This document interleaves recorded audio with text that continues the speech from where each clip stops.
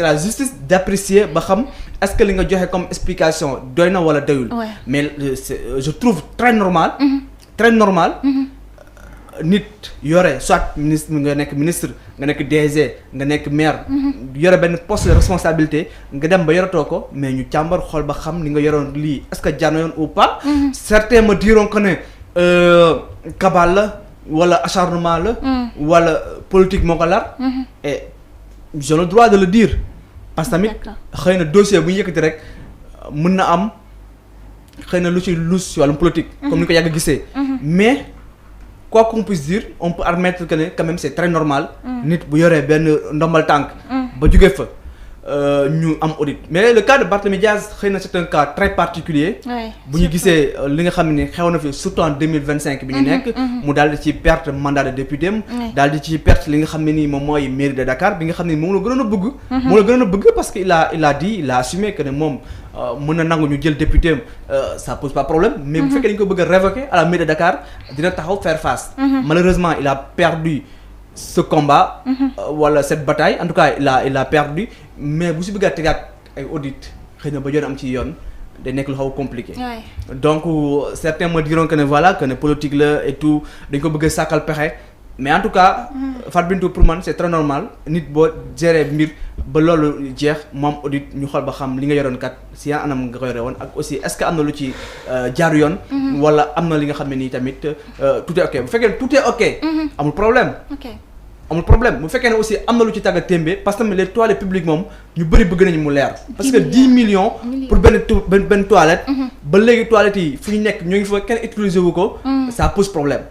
ça pose problème te aussi un budget de 50 milliards de francs CFA. boo ko yoree c'est très normal lu toll ni Dakar c'est très normal boo demee ba nekk too fi. ñu càmbar xool ba xam est-ce que tout est ok. fekkee ne tout est ok à la rigueur Barth day continuer préparer 2029 comme ni nga ko waxee. il peut perdre le combat il peut perdre des batailles mais il ne peut pas perdre la guerre loolu la wax. loolu xëy na il a donné rendez-vous en 2029. mais bu fekkee ne en ce qui concerne la mairie de Dakar. le fait que IGE dem fa di fa def audit nekkul lu bees c'est depuis bi ñu ko révoqué. avant wala ci pendant que Ngoné Mbengue nekk fa. pendant cette heure boobu la donc pour ñu bañ a jàpp na xëy na. c'est après Abass Fall moom moo commandité ay audit ou pas. c'est depuis avant loolu. merci beaucoup Abdourahmane donc Mamou ñu ngi dégg li nga xamante ne ni moom la inspection générale d'État daal di def rek ab ceytu ci anam bi nga xamante ne ni moom la Barthélémy Diaz yore woon li nga xamante ne ni moo di mairie bu Dakar ana ban jàngat nga am ci boobu ceytu parce que bon budget bi 50 milliards lu tolloon léegi nag daal dinañ gis li nga xamante ne ni moom lañ jot a wax ci boobu la ceytu. waaw je pense que faire l'état des lieux c'est quelque chose de normal.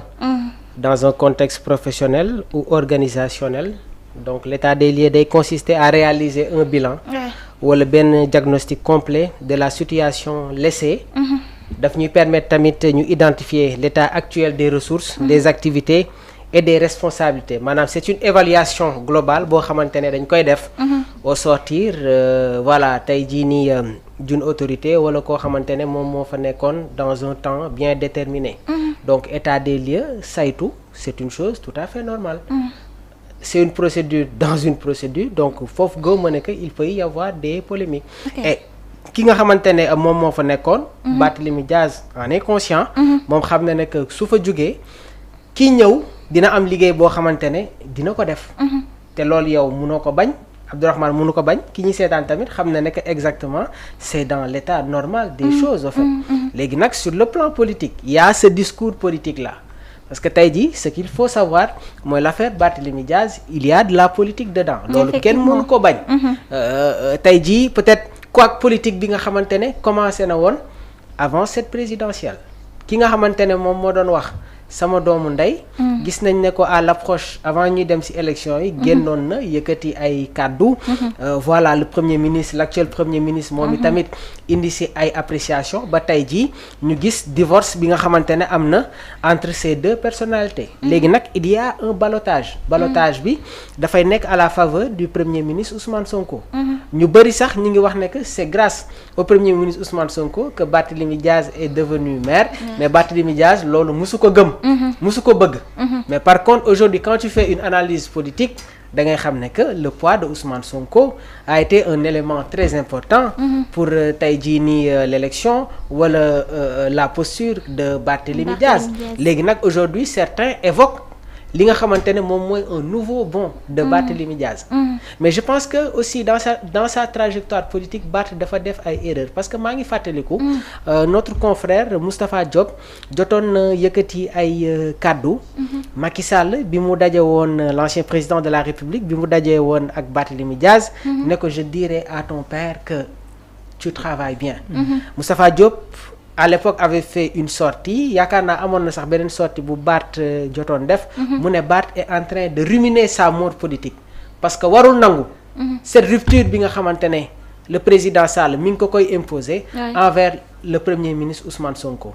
et loolu ça a été un déclic parce que aujourd'hui ce qu'il faut savoir en termes de pourcentage populaire en termes de représentatif populaire Barthélémy Diaz est-ce que électorat boobu noonu am na ko. sur les législatives gis nañ ne que dafa perdre sa base même si bureau de vote am dañ ko fa gagné. léegi nag ce sera très difficile encore une fois de faire un sursaut surtout contexte bi nga xamante ne moom la ñu nekk nii et ce qu'il faut savoir. mooy dans l'histoire politique du Sénégal. régime bu toog da ngay nekk dans la continuité. oui. Abdou Diouf. Abdoulaye Wade. Macky Sall. ak ñii ni tamit bien vrai que ñoom seen premier mandat 5 ans la. mais il y a une logique politique. oui. maanaam soo amee sa premier mandat. sénégalais yi dañ lay falaat. donc loolu moo tax ma ne pour le moment. est-ce que du metti trop si Barthélémy Diaz mu amaat ce sursaut politique là. et aujourd'hui ce qu'il faut savoir mooy les sénégalais. éveil de conscience bi dafa atteindre un niveau exceptionnel. c'est-à-dire aujourd'hui pour nga exploser sur l'actualité politique sur le champ politique. il faut que nga am ay idées. il faut pas tey jii prôner ce discours violent parce que sénégalais ñoom ñoo tollatul foofu. je sais pas si tu m'entends. c'est-à-dire sénégalais yi pour nga convaincre leen. il faut que nga teg ay idées yu leer nañ moo tax sànq ci samay analyse nee naa la le système et l'antisystème a été déchiffré et dañ tolloon ci benn contexte boo xamante ne la population sénégalaise dañu nekkoon ay spectateurs mais aujourd'hui ils sont devenus des acteurs et cela s'est confirmé avant la présidentielle cette maturité du peuple sénégalais bi nga xamante ne ils ont la capacité de réagir waaye tamit cette capacité qui leur permet de prendre leurs bonnes décisions donc tey jii képp ki nga xamante ne politicien nga il faut nga adopter une nouvelle forme de politique éloquence rek léegi doyatul làkk tubaab bu neex léegi doyatul il faut aller à la rencontre des sénégalais xam exactement sénégalais lan la ñuy jànkonteel et avoir surtout un discours véridique c'est important aussi un discours objectif et véridique loolu mooy convaincre les Sénégalais parce que ci benn contexte politiciens yi dañ daan ñëw xëpp la xaalis nga jël dem voter leen mais léegi gis nga ne que politiciens yi soo ñëwee suñu ñëwee ci peuple bi dañ leen di dalal effectivement nga wax ñu jox la bii nopp nga jox leen ñu téye li nga leen wax fii lay dugg génnee fee foofu la maturité peuple bi toll en fait moo tax man dans ma propre conviction c'est ma perception pour Barthélémy Diaz amaat un sursaut ba nekkaat ci kaw ci langum politique ça va être très compliqué. kon tey di jàppoo ne moom Barthélémy Diaz élection yi nga xamante ne moom lañ naka amal le 2029 jàpp nga ne Barthélémy Diaz moom mënta bokk wala bokk mënta am chance pour gagner ko. Il y a une logique politique. loolu laa la wax. il y a cette logique politique. président bu fi toog da ngay amaat beneen mandat. léegi nag ñi nga xamante ne ñoom ñoo fi nekk actuellement seen premier mandat 5 ans la. effectivement mais tey jii nii ku gis ni présidentielle bi demee. gis ni assemblée bi nu mu mel léegi.